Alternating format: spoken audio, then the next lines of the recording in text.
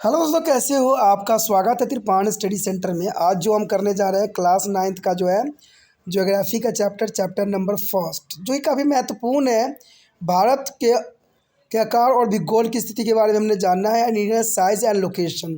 तो काफ़ी महत्वपूर्ण टॉपिक रहेगा। आपको पता है कि त्रिपाण सेंटर जो है आपके लिए महत्वपूर्ण क्वेश्चन लाया है, जो कि बहुत ही ज़रूरी है एग्ज़ाम व्यू से। अगर आप इन क्वेश्चनों को भी कर लेते हो तो काफ़ी मायने में आप काफ़ी फ़ायदेमंद रहोगे। चलिए देखते हैं हमारा अगला क्वेश्चन क्या है। The fifth question is the most important here. Why is the India is called a sub continent? No that there is important question. Why is the India is called to the sub continent? Name the country which form a part of India sub continent. That is the most important question here. First of all, you understand subcontinent. What is a subcontinent here? A subcontinent is a big geographical unit that have a different geographically features than the rest of the continent. The India subcontinent exhibit such a feature in the continent of Asia. You know that what is a subcontinent? The subcontinent is a big geographical unit. The big geographical unit that have a different geographical feature than the rest of the continent. The India subcontinent exhibit such a feature in the continent of Asia. There is understand. There is a call of subcontinent is the most important, and name the country which is form a part of India subcontinent. According to here, a subcontinent area, there is the most important first point. It's a cover 2.4% of the earth and total land area. It has a long land is a fountain that is about 15,200 kilometer and nearly is a 7,500 kilometer long coastline. There is important here. You know that it's a cover 2.4% of the earth and total area land and is a long and the land frontier about 50,000 kilometer to and there nearly and 7,500 is a longer coastline. There is important here, and it's a natural fountain like a Himalaya. Himalaya is a natural fountainers in the north, and Deccan Peninsula is provided the unique identity on the globes. Deccan Peninsula is the most important here. And third here, it is the longitudinal and latitudinal extent it is 30 degrees. The Himalayas separate it is from the rest of Asia, or it is enjoy unique climate, natural vegetation and culture.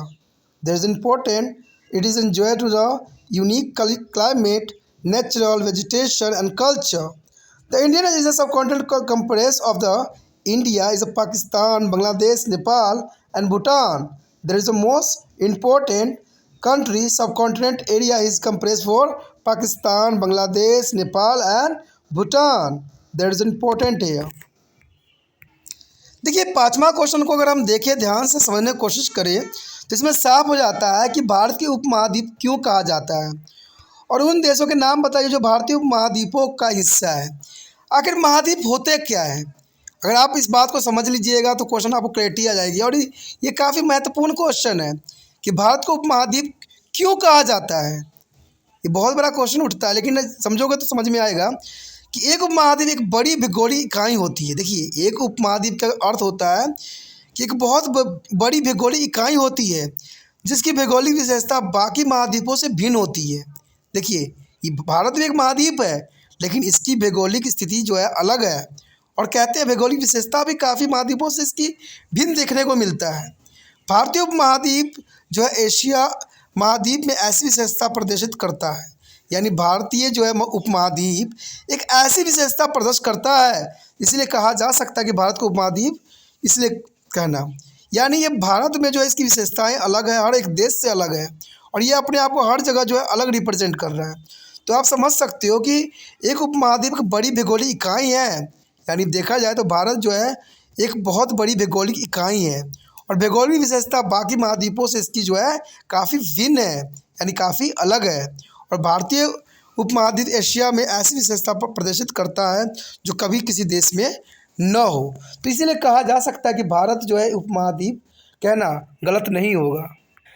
उसके बाद अगर हम पहली point की बात करें यहाँ पर, तो ये है कि यह पृथ्वी के कुल भूमि क्षेत्र का 2.4% है, यानी पृथ्वी में जितने भी क्षेत्रफल है, जितने भी एरिया है, उसका मात्र सिर्फ 2.4% है। जो मैप में भी मैंने आपको दर्शाने की कोशिश किया कि भारत की जितनी ही उसको एरिया मिला हुआ है वो दर्शाता है। एरिया कितना मिला हुआ है? 2.4% ही भारत को मिला हुआ है एरिया। यानी पृथ्वी में जितने क्षेत्रफल कुल जितने क्षेत्रफल है उसमें से सिर्फ 2.4% ही हमें प्राप्त है। और इसकी जो है लंबी भूमि सीमा जो लगभग 15,200 से लेके किलोमीटर से लेके 7,500 किलोमीटर जो है लंबी तटरेखा है। तो समझ गए होंगे कि काफ़ी महत्वपूर्ण बात है कि 15,200 किलोमीटर है और सिर्फ कहते हैं 7,500 किलोमीटर लंबी तटरेखा है। और इसकी प्राकृतिक सीमाएं जैसे उत्तर में आपने देखा होगा कि हिमालय और दक्कन प्रायद्वीप क्षेत्र विश्व में एक विशेष पहचान प्रदान करती है। आपको पता है कि भारत जो है मैक्सिमम जो है हिमालय क्षेत्र के कारण नहीं जाना जाता है कि हिमालय क्षेत्र बहुत दुर्गम स्थल है जहाँ पर कोई व्यक्ति को जाना संभव नहीं रहता है। तो इसलिए भारत में जो है इसका बहुत काफ़ी महत्वपूर्ण स्थान है। और दूसरी बात आता है दक्षिणीय प्रायद्वीपीय, यानी दक्षिणी प्रायद्वीपीय विश्व में एक विशेष पहचान प्रदान किया है भारत को। ठीक है, अगर अगली हम तीसरी पॉइंट की बात करें तो ये साफ हो जाता है। तो इसका देशांतर और अक्षांशीय विस्तार 30 डिग्री पे है। यानी देशांतर और अक्षांश जैसे हमने मैप में भी देखा था, अक्षांश और देशांतर जो है 30 डिग्री के विस्तार तक ही है। ठीक है, हिमालय इसे शेष एशिया के से अलग करता है। अगर ये अक्षांशीय और देशांतर 30 एंगल है, आप कन्फ्यूज़ हो गए तो मैं इसको मैप में भी दिखाने की कोशिश करूँगा ज़रूर। कहते हैं यह अद्वितीय जलवायु प्राकृतिक वनस्पति यहाँ पर अद्वितीय है, यानी देखा जाए तो यहाँ अद्भुत है जलवायु और प्राकृतिक वनस्पति। ठीक है, और संस्कृति का आनंद लेता है। यानी यहाँ पर आप समझ सकते हो कि जलवायु प्राकृतिक वनस्पति संस्कृति का जो है बहुत काफ़ी घुला मिला मिश्रण देखने को मिलता है, जो कि काफ़ी महत्वपूर्ण है। अगर भारतीय उपमहाद्वीप में अगर देखा जाए तो भारतीय उपमहाद्वीप में भारत, पाकिस्तान, बांग्लादेश, नेपाल और भूटान शामिल है। ठीक है, कि भारतीय उपमहाद्वीप में कौन कौन देश शामिल है?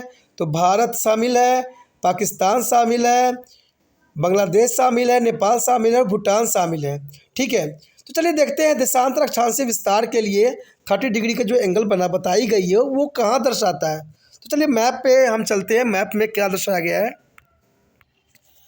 यहाँ पर मैप आप देख सकते हो, यहाँ पर जो नीचे आप दिख रहा होगा 8 नॉर्थ 12 16। ठीक है, दूसरे साइड भी 8 एंड 12 60 दिख रहा होगा। और नीचे आप देखिए कि 84 88 82 FE ईस्ट दिखाया जा रहा है। तो ये सारे के सारे जो होते हैं एंगल्स होते हैं अक्षांश और देशांतर के बीच में जो है डिवाइड करते हैं, जिसको मैं आप समझाने की कोशिश कर रहा था। आगे देखिए ऊपर भी देख सकते हो कि इसी तरह से जो है प्रदर्शित है। देखिए ऊपरी सीमा में भी आपको दिख रहा होगा 72 76 80 44 36 32।